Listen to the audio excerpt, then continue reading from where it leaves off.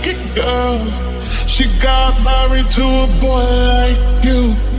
She'd kick you out if she ever knew about all the you tell me that you do. Dirty boy. You know everyone is talking on the scene. I hear the तुम्हें चोट पड़ी लगी? ला दिखा मुझे अपना हाथ। हाय राम, इतना खून। तुमने दीवार में हाथ क्यों मारा? देखो तो कितना खून बह रहा है। रुको मैं अभी दवाई लगा देती हूँ। मैं इसको इतना टॉर्चर कर रहा हूँ फिर भी मेरी केयर कर रही है।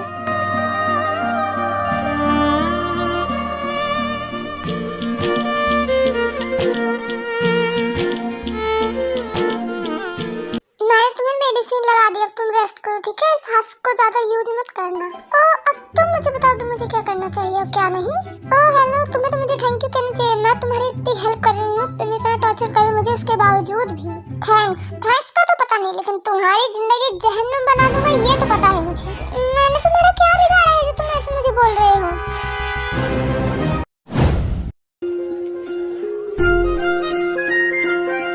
युनजुन और ताई राइडिंग पे जा रहे थे। दीदी आज मैं किंडरगार्टन जाऊंगा और वहाँ पे खूब खेलूंगा। हाँ छोटे भाई, जितना मन करे उतना खेलना। और खेलने के बाद हम लोग आइसक्रीम खाने भी जाएंगे। ये दीदी आप बेस्ट हो। तभी ताई के कार का एक्सीडेंट हो जाता है। दीदी सामने देखो।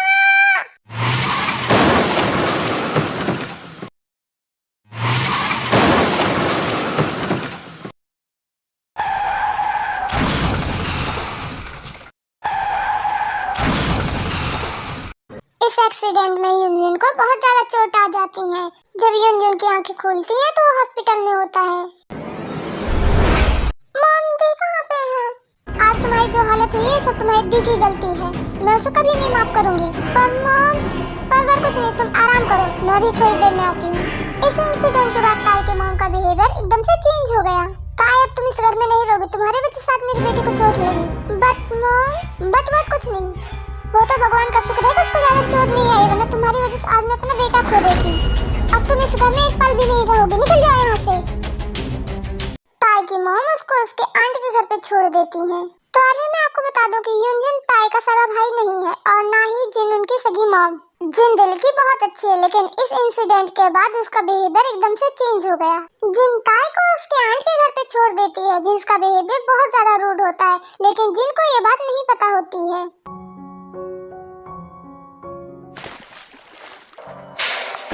अभी कहाँ मर गई? यहाँ इतना सारा काम पड़ा है। आ रही हूँ आंटी, आ रही हूँ। नहीं कल मुझे अभी जल्दी आ।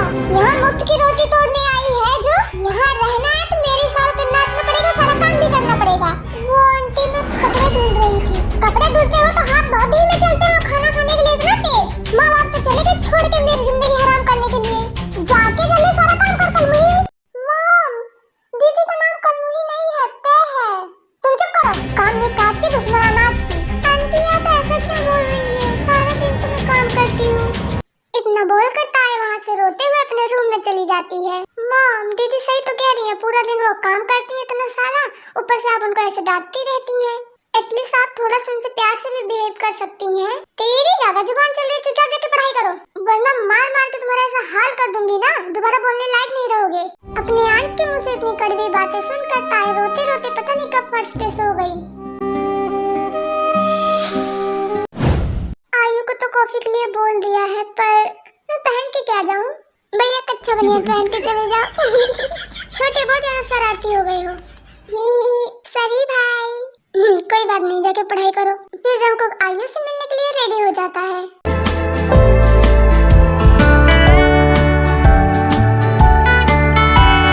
फिर हमको एक रेस्टोरेंट पे जाता है जहाँ पर आयु उसका वेट कर रही होती है।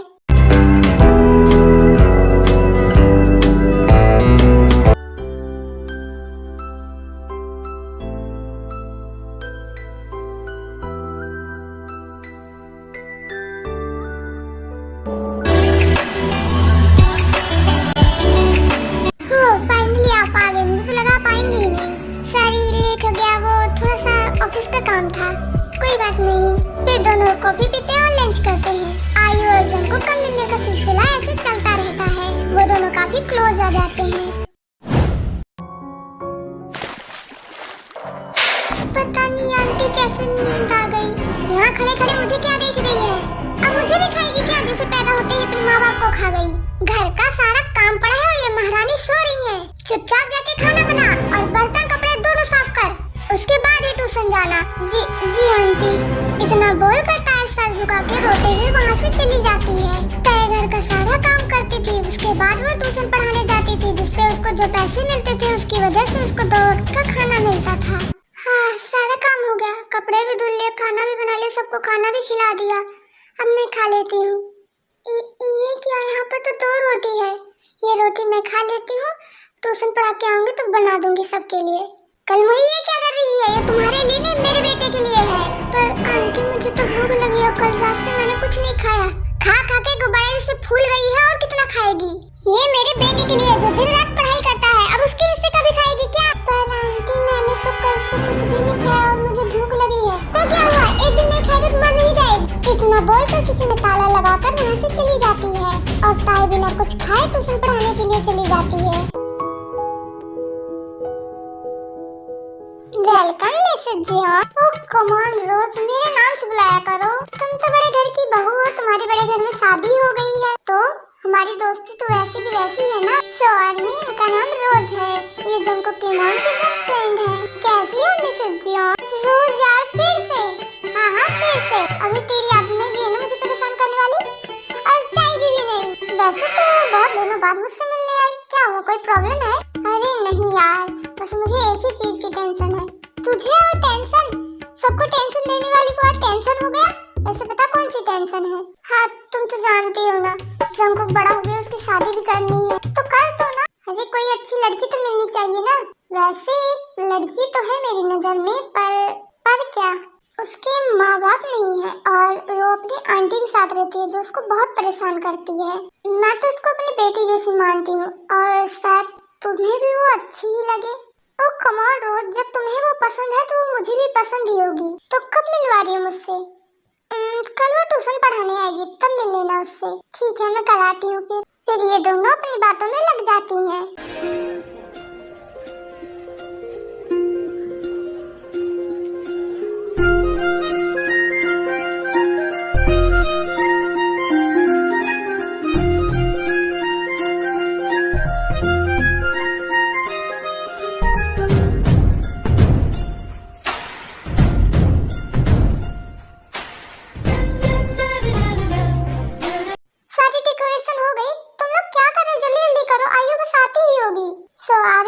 आयु के साथ शादी करने वाला है, पर इसके बारे में ना तो उसका भाई जानता है और ना ही उनकी मॉम। वो सबको सरप्राइज देना चाहता है।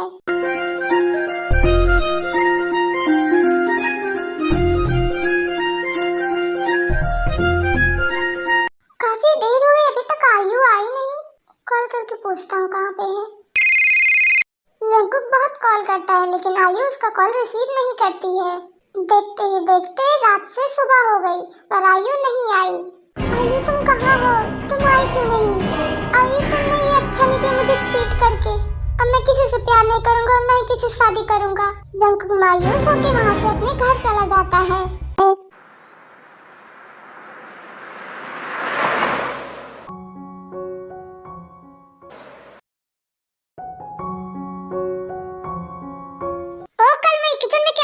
तेरे लिए खाना नहीं बनाया है मैंने, उतना ही बनाया जितना हम दोनों खा सके। तुम्हारे लिए खाना नहीं बनेगा आज। वैसे भी तू ट्यूशन पढ़ाने गई तो वहाँ से ठूस के तो आई ही होगी।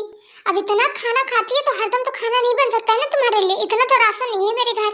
जीसू इतना बोल करके किचन को लॉक कर देती है, अपने रूम में जाती है, डोर को लॉक करके सो जाती है। मुझसे भूख बर्दाश्त नहीं हो रही, मेरे पेट में दर्द होने लगा है। मैंने 2 दिन से कुछ नहीं खाया है। एक काम करती हूँ, थोड़ा बाहर टहल लेती हूँ। जब ताई टहल रही होती है वहाँ पर मिसेस जियोन भी रोज से मिलने आई हुई होती है। तभी वहाँ ताई चक्कर खा के गिर जाती है। ताई क्या हुआ? क्या हुआ बेटा तुम्हें? उठो, कितनी सुंदर लड़की है, ऐसी लड़की मैंने पहली बार देखी है। ताई उठो। ये कौन है? ये वही है जिसके बारे में बता रही थी, इसकी आंटी से बहुत परेशान करती है। आज फिर इसको खाना नहीं दिया होगा। अच्छा एक काम करो रोज, तुम इसे मेरी गाड़ी में बैठा दो, मैं इसको अपने घर ले जाती हूँ। सो आर्मी लेट मी क्लियर, यंजन जिन का सगा बेटा होता है और मिसेस जियोन का सगा बेटा जंगकुक है। लेकिन वो लोग ना तो कभी ताई से मिले हैं ना ताई के बारे में जानते हैं, क्योंकि ताई बाहर रहती थी पढ़ाई के लिए।